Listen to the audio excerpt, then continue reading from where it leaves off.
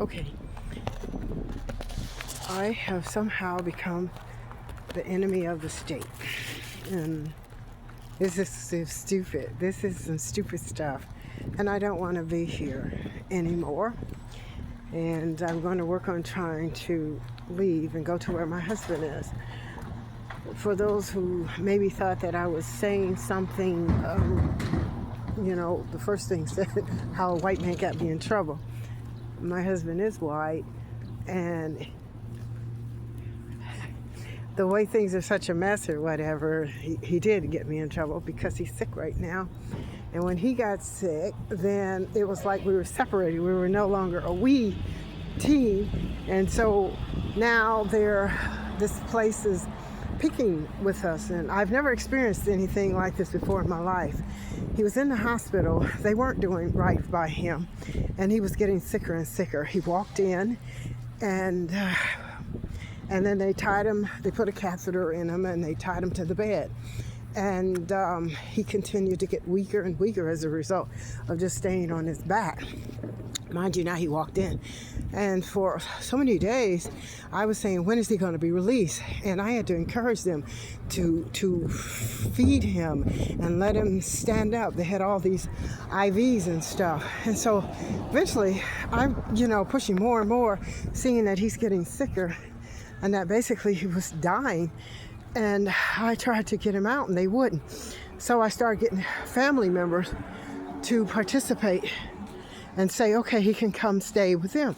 Because suddenly the state, or the hospital felt that I was not able to take care of him. But remind you now, he walked in. Of course I was able to take care of him.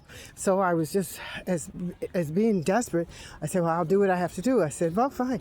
I'll take him to Illinois. I'll take him to Colorado. I'll take him to Florida. The doctor comes in and he says, well, I do think it's not right. And I think that he should, the airplane people have rules. And I said, I don't understand. Well, because he's sick. Well, mind you, he has a catheter in him. And that's about it. And so then he said, well, then he might say something. In other words, talking about he might have an outburst and then they'll shut the plane down. I said, well, can we give him maybe give him a little pinch of Valium or something? They were making all these excuses. So then I said, okay, well then fine, I'll drive him. Well, you're going to Denver and it's 10 or 11 hours from now. And I said, well, I will have 4 people with me. Because for some reason he didn't feel that I should drive. He said, well, are the other people able to drive? Well, we go on and we're playing dance. And then eventually I got the people in 3 different states to say, yes, he could come. And they were telling the truth. But then when I took him out to the hospital, my husband signed himself out because, he's sane. His mind is there. And then next thing you know, they're coming at my door late at night. And with the police and wanting to know, was he there? I was not there at my house, nor was my husband. And it's just the weirdest thing. So now we're shacked out and we're like peeping and hiding.